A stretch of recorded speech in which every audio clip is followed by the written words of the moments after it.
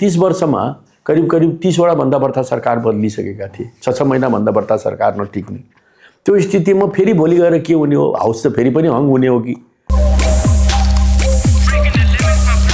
Extreme energy drink अहिलेको बेलामा पार्टीले आफ्नो फेस देखाउनु अत्यन्त जरुरी थियो। म गगन कुमार थापाजीको कुरा गर्दैछु, हाम्रो पार्टीका सभापति, स्टुडेन्ट पोलिटिक्सबाट आउनुभएका।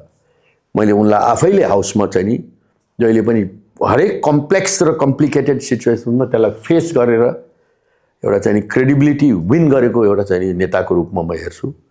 एउटा स्पष्ट सोच राखेको नेताको रूपमा म उनलाई हेर्छु र उनले त्यति मात्र नभइकन एउटा नेसनल र इन्टरनेसनल पोलिटिक्स पनि बुझेको एउटा नेताको रूपमा म उनलाई हेर्छु। भने अर्कोतर्फ चाहिँ उनको एडभान्टेज भनेको के हो भने युथसँग रेजोनेट गर्न सक्नुहुन्छ। 50 पुग्नु भएको छैन अहिलेसम्म। युथको भावनालाई बुझ्न सक्नुहुन्छ उनले।